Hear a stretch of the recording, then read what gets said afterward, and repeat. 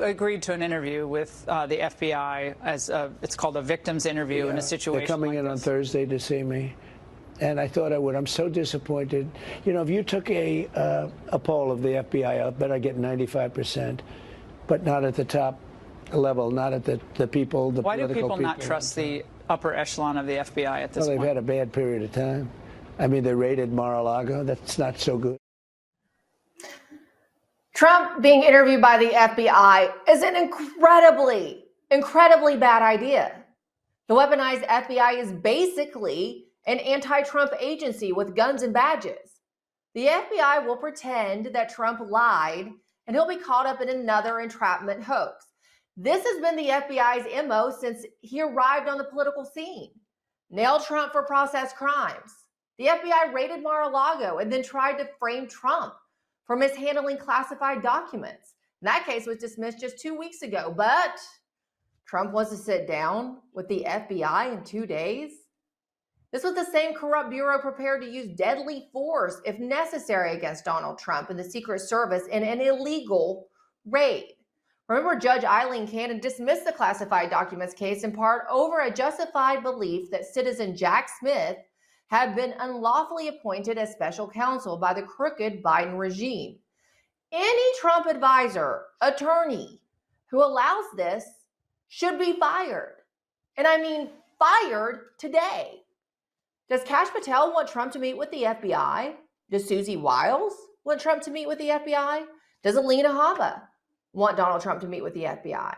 Does Chris LaCivita want Trump to meet with the FBI?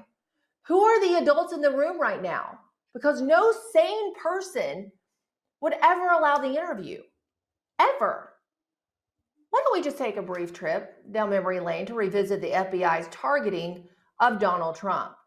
Who could forget Operation Crossfire Hurricane and the FBI's weaponization of the Hillary Clinton and DNC-funded Steele dossier and the illegal FISA warrant renewals to spy on the Trump campaign? This was set up years of sabotage by special counsel Robert Mueller with his Russia witch hunt.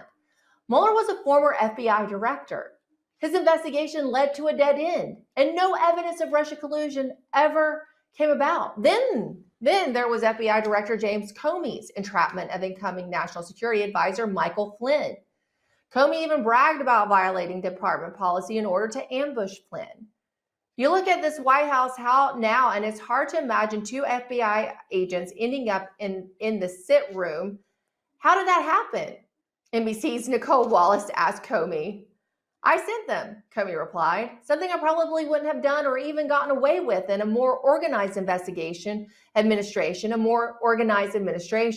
So what about the current FBI director, Chris Wray? Well, he recently cast doubt on whether Trump was even hit by a bullet in the assassination attempt. Listen.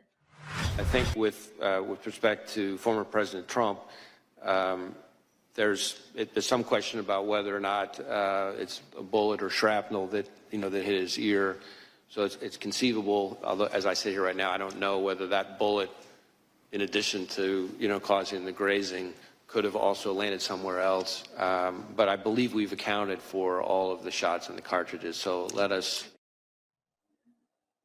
But in Senate hearings today, FBI Deputy Director Paul Abate directly refuted Wray's testimony, saying there was never a doubt Trump had been hit by a bullet. You are the Deputy Director of the FBI, is that correct? Yes, Senator. Is there any doubt in your mind or in the collective mind of the FBI that President Trump was shot in the ear by a bullet fired by the assassin crooks? Senator, there is absolutely no doubt in the FBI's mind whether former President Trump was hit with a bullet and wounded in the ear. No doubt, there never has been. Okay. I've been part of this investigation since the very beginning, and that has never been raised. So how does Trump reward the FBI for its history of lying and sabotaging his presidency and beyond? By giving them a brand spanking new FBI office building, of course. Why would he do that? The FBI has been more focused on harassing him and his supporters than doing its job. But Trump's bizarre romance with the Bureau goes back years. In 2017, a real estate company linked to both Donald Trump and the family of Jared Kushner became a finalist for a $1.7 billion contract to build the FBI's new office. In 2020, Trump's coronavirus relief bill included almost $2 billion for a Trump-requested FBI headquarters project. Keep in mind that by 2020, there was no question as to whether the FBI was thoroughly corrupt and hostile to the MAGA movement. So why would Donald Trump insist on rewarding these people? Then in March of this year, Trump reaffirmed his commitment to rewarding the Bureau by saying that a new FBI building would be, quote, the centerpiece of his plan to renovate D.C. Why does Trump insist on showering gifts and an appendage of the regime that hates him and his movement? It's a question I believe that Trump must ask himself. So we recently talked with Alabama Senator Tommy Tuberville, and he warned Donald Trump not to trust the higher-ups in the Secret Service or the FBI. With the President Kennedy getting assassinated years and years ago, it'll probably be the same thing here. It's absolutely amazing. They tried to arrest Donald Trump, bankrupt him. Now they've tried to shoot him. There is a machine in Washington, D.C., in this country that runs underground. I don't know whether it was involved in this. I hope not. I hope we don't find that out. But things don't add up here. They really don't. This should have never happened. He does not have enough people around him. I play golf with him. And I know most of the people that are Secret Service that have been with him for years, and they would do anything to save and do their job to help Donald Trump.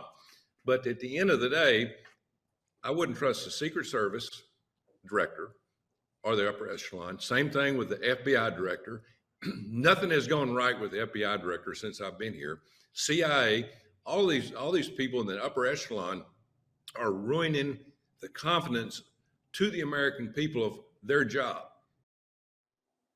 So why should Donald Trump sit down with them?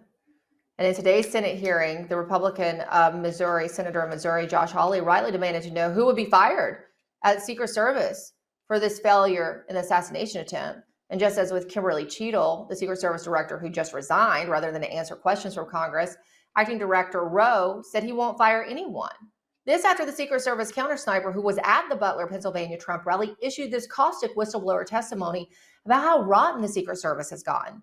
According to his letter to Congress, which was obtained by Real Clear Politics reporter Susan Crabtree, he says he's now ashamed to be known as a U.S. Secret Service counter sniper guy. The letter concludes with these ominous words saying, quote, the motto of the Secret Service, see ya, and every supervisor is doing it right now. In another letter from Congress to the FBI, whistleblowers disclosed that Secret Service Special Agent in charge Tim Burke told law enforcement partners ahead of 7/13 in Butler that Secret Service had limited resources due to the NATO summit in D.C.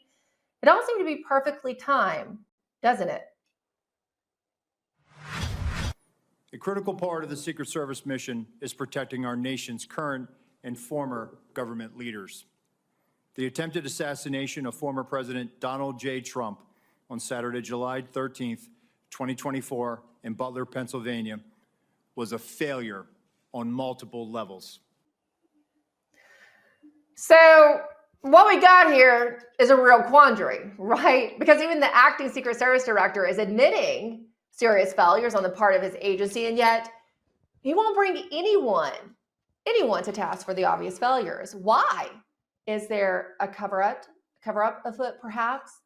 Now we turn to Congressman Tim Burchett. He's a Republican of Tennessee to answer these questions and oh, so many more. Congressman Burchett, I'm so glad to have you with me because I have particularly a lot of questions for you. You're one of the more forthright members of Congress that I've ever met, and it's a rare quality. So thanks for joining us. Well, thank you, ma'am. I don't know about forthright. I think it's just genetics on my part. But I agree with you. The longer they delay, the more they seem to move around, the more people think there is a cover-up, and it's their own fault. It's our own fault too. You know, I called for a hearing the day of the Monday following that. I called for the hearing to have it that Monday, and I was kind of rebuffed on that, and I understand why, but I wanted to get to it before they could start covering, and I wanted to get to all the answers before they could all get together with their stories and and now they're all getting together with their stories. You know, we've had so many different things. First, they said he had no internet presence, and now we're being told he possibly has 3 overseas accounts. You know, he just climbed up on that roof and nobody'd seen him. And now we know maybe 90 minutes prior he was spotted. And, you know, the whole deal with the rangefinder, that should have been a call the base, keep the president off the stage kind of moment. The only reason you have a rangefinder is playing golf or possibly shooting a rifle. And there wasn't no dadgum golf course out there. You know, you say you wanted to jump on the hearings as soon as possible so that they didn't have an opportunity to create cover stories. But my impression from what I saw today, and I'll be honest, I had to dip in and out because, you know, as I was doing my work, is that they still don't quite have it together. I feel like there's some inconsistencies with what they said in the House hearing as opposed to now even, correct? Correct. The former director, you know, I knew that would happen once she resigned. She should have been fired. But once she resigned, they're going to start saying, well, that was a decision at the executive level and that kind of thing. And, you know, these people are appointed, they're political appointees at that level, at her level. And I think that needs to be made very clear. And there's so many other questions, you know, they're going to come out, they're going to say, why was there nobody watching that spot on the roof? And it's going to come out that somebody had a family emergency. And then somebody else who couldn't get up there supposedly couldn't use their swipe card to get in the building. I mean, all these things should have been, hey, we got a problem where they're not secured. Keep Trump in. Don't bring him out. And I don't know I don't know if you've ever been to one of these events before, ma'am, but I have. Mm-hmm. And if there's a suspicious person in the crowd, if there's a checkpoint that wasn't doing their job, if there's a car backfire, you know, that's why you never see these people come on stage on time, because there's always a little bit of, there's always something going on. I mean, with that many people, he's a freaking rock star. You know, you've got these huge numbers coming out and they just get bigger and bigger and bigger, and people travel. It's like the Grateful Dead or something. People just travel across the country to follow him, you know, with the T-shirts and everything else. And so there's a lot of things that go into this. And apparently they didn't even meet with the locals. The Secret Service didn't that morning.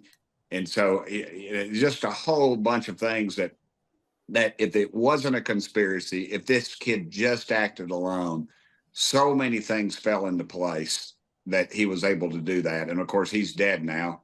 So he's the only person that could answer a lot of these questions. And that's, I'm glad they took him out before he could do any more harm. But, you know, it is unfortunate that they couldn't have stopped him prior to that. Let me ask you, you said that there's going to be something come out about a family emergency. Is this related to someone in the Secret Service that can be on the roof? I mean, what are you? Well, in the security thing. And also I think you're going to find the question of the explosives that have been alluded to. Was that a suicide? I don't think so. I think it was a diversion. Mm-hmm. I think he would shoot the president. He'd blow the car up. People would rush over to there and he would walk away. And he was not allowed to do that. So, you know, if it just, you know, we'll never get all the answers because government won't give you the answers. That's look at the Kennedy assassination. Over 60 years. I turned 60 on August 25th this month or next, whatever. And the, you know, we still don't know everything about that because of this kind of deal. We take so long. We got to do the hearings and all those politicians got to pontificate and we never get all the answers, and we never will. And our attention span will turn to something else, and then something will come out. You know, they're always the loner, the lone gunman, the nut, until they're not. Case in point, Lee Harvey Oswald, lone gunman, nut, but they kept everything secret, and it's still secret. So we really don't know. He spent some time in Cuba. He was a Marine Corps sniper. There's a lot of gaps in there. Sirhan, his own son, who is actually Bobby Kennedy's son, who's actually running for president and who was denied Secret Service protection by Joe Biden because it's an executive order or executive action. And he even says that Sirhan probably didn't fire all the shots. And you see that with the King assassination. Yeah, I the did. King family came out before, that they don't think James Earl, he was a loner, a very poor criminal, it was 1968, had a 1968 Mustang, and they caught him in London, England, a guy that doesn't have any money. These things just don't fit, but we don't question our government. And now we do question our government, and that's a good thing. And we see all the holes in it that are already there, and we better get to the bottom of it very quick. Or the conspiracy theory, I don't know. I don't know all the details. I have my own idea what happened, but the delaying and just not instantaneous and being transparent is going to feed those fires. So how do you get down to the bottom of it? You so eloquently expressed the frustration of many Americans watching what happens. It's chasing the squirrel until it's the next squirrel, right? Yes, ma'am. And then never gets done. So what can people in Congress do to get answers and to hold these people accountable, like the Secret Service in this particular case? Well, this is what happens when 20 million so-called conservatives decide not to go to the polls. This is a epidemic problem within this administration, within Washington, D.C. You look at the weaponization of our Justice Department against people that have the audacity to question their local school systems when their kids are being force-fed pornography, or they exert their constitutional right of protesting at an abortion clinic and are arrested in the middle of the night in their underwear when they could have picked them up at the grocery store, at church parking lot, or just called their lawyers. This is what we've got. We have got an administration that is overrun with people that do not have America's best interests at heart. And they paint people like me as conspiracy theories, but dadgum, y'all better wake up. It's almost too late right now because of just how far this thing's gone. And the only way we're ever going to fix it is to put somebody in the White House with some guts who knows this is a problem and doesn't care about getting reelected and isn't worried to pontificate for the press or the next press release to get on the next hot issue. And we've got to close it up now. It's not going to be resolved in any study committee or anything like that in Congress currently, because people do not trust what's going on in government, and for good reason. For good reason. And so I'll be honest with you, I've been talking about this a lot on X today. I'm very concerned about the former president sitting down for a victim interview, or whatever they're calling for it, with the FBI. I do not trust them. I think with, as you said, good reason. Look what they did to Michael Flynn in 2017, and I outlined that in my intro. I feel like they're trying to do the same thing to Donald Trump. Do you think he should be sitting down with this FBI? You have oversight over them. Do you trust them to conduct a honest victim interview? I trust President Trump's attorneys to advise him on what to do. And I'm not an attorney. I don't even play one on television. But if I was his attorney, I would think long and hard just about that, because you have the head of the FBI put doubt out that the president was even shot. And he said, well, it could have been shrapnel off the bullet, which is part of the bullet. It's the stupidest thing. Why would he cast doubt upon it? He comes up, he's got his ear bleeding. It's a lot of blood vessels. It bleeds easily. And then why even question that? You've seen a man literally was shot in the head. I won't go into all the graphic details, but died almost instantaneously from a shot. You got two others that are wounded, and then they cast doubt on that. I just have a lot of problem. I don't have problem with the rank and file. Let me get this straight. Yeah. The rank and file FBI agents are very, very patriotic Americans. They give their life for this country. They love this country. The old retired FBI agents are disgusted at what's become of this FBI. Let me tell you a little bit about my history. I have letters from my granddad I found in my family archives, where my granddad had actually written letters to J. Edgar Hoover personally, and he personally wrote him back about the communist influence. Yeah, it's pretty cool, because he writes with like a different color ink. I can't remember it now. I've got to dig them up, but I need to put them like in a safe deposit box or something. But yeah, listen, anytime you call this bunch out, you're labeled in our national media. And that's another thing. I know you ain't going to have time for all my crazy stories, but before my daddy died, I was visiting with him down at the Veterans Nursing Home. Daddy had a massive stroke and he couldn't speak clear. And only Mama and I could understand him when the doctors or nurses came in. So it's 24/7, you know. And I was the county mayor, and I was fighting everybody on a big spending package, of course. And the paper was trashing me, and the Chamber of Commerce, and, you know, the whole crew was just ganging up on me. And I walked in, and there's my daddy. I mean, he wasn't long to meet the Lord. He was going to meet the Lord very soon after this little conversation we had. And I remembered he grunted out. He goes, "Are they after you again?" And I said, "Yes, sir." "Yes, sir." And I thought, wow, it's still pretty perspective. He had very good perspective on what's going on. And he said, "Do you really want that bunch for you?" And that's what we've got to do as politicians. We've got to quit worrying about that bunch. You know, I don't care what those airbags on The View say about me. I don't care about the national news. They're all going to trash us anyway. Let's take our country back. Let's do what's right. And unfortunately, we're worried about that. We're worried about the perception when we call out these alphabet agencies that have been weaponized against us. And we got to get past that. And can I bring up something else?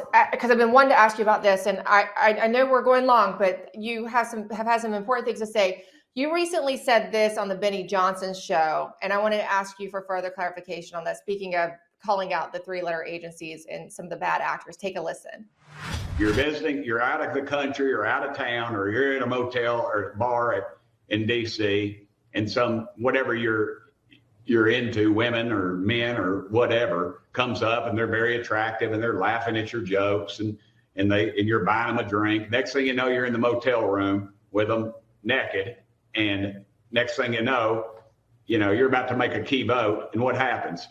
Some well-dressed person comes up and whispers in your ear, "Hey man, there's tapes out on you. Were you in a motel room on whatever with whoever?" And then you're like, "Uh-oh," and said, "You really ought not be voting for this thing." Who is the person in the black suit? Where are they from? Is it the FBI? Is it the CIA? Well, I was referring to, and oddly enough, Benny was kind enough to do a little research, and the next week, a Chinese prostitution ring was busted in Washington, D.C. And who did they say their client list was? Government contractors, which ought to scare the Hades out of you. Thinking about, well, since we can't count for over $500 billion at the Pentagon, it said local big shots or something, and then it said government officials, elected officials. Yeah. And guess what happened to that black book? Disappeared. I don't know. I don't know what happened to it. That story went away. And I mean, you see the same thing with Epstein. People, and I've got people been all critical of me, but you can Google it. It's called honeypots. The Russians used it very successfully. But it's not the sex or the drugs or the drinking and all that. It's their jobs offered. You have key members of Congress who have family members that work for maybe a certain company that has a very nice contract, and they sit in a very, very good position. They hate for me to say this stuff, and it always costs me, but I don't really care. I'm over it. I had an old lobbyist. His name was Tom Hensley. He was the Golden Goose. He was the liquor lobbyist, and I don't drink, and I didn't vote for any. I never vote for taxes on liquor, but I didn't vote for any, proliferating it either because of my Southern Baptist upbringing. So, and he was a dear friend of mine, and he told me one time this guy came over and we was sitting there, and he was drinking his Jack Daniels and smoking his fancy cigar, and I was having my usual cranberry juice and orange juice mix, and we were laughing, and this guy came up and said, and was more or less threatening towards him and me and him in a different kind of light, and he worked for the governor at that time, and he said, "All right, and the guy walked away, and I said, "Goose, what'd you make of that?" And he goes, took his cigar out, he goes, "Burchett," he said, "governors come and go, but the old goose will be sitting right here." And he said, "And I don't need a committee." He said, "I don't need a committee. I just need a chairman. I don't need a committee. I just need a chairman." And that's, and look, and in Congress, why else do you see good people make terrible votes? Something is going exactly on. right. Somebody in their family has a job or something else. And it's just, I think people need to dig a little deeper, and we need total disclosure. We don't need congressmen owning personal stocks. I'll tell you that. They ought to own a mutual I think fund. so. That they're great for trading. They're better than getting a personal financial advisor. You can just follow their stocks online, and they don't like it when you call it out, because we've done that behind the scenes. Congressman Burchett, thank you so much for being with us. And I also want to thank you, before you go, you did a beautiful tribute of, our friend, the late Lou Dobbs, on the House floor. And we really appreciate you. Thank you so much for doing that. That meant a lot to us. And I know it did to Lou's family as well. Lou was my buddy. I grew up, it's one of those honors you get being in Congress. I grew up seeing people like Lou, and my mom and daddy loved him. And I thought, who is this crusty old dude, when I was a young man? And then I became that crusty old dude. And I just was, and he was kind enough to be very kind to me, and he liked me, and he liked my stands, and I dug him. I wish my parents would have been alive to see me hanging out with somebody as cool as him, because they would have thought that was pretty cool. But thank you. I hope they're together. I hope they're together now.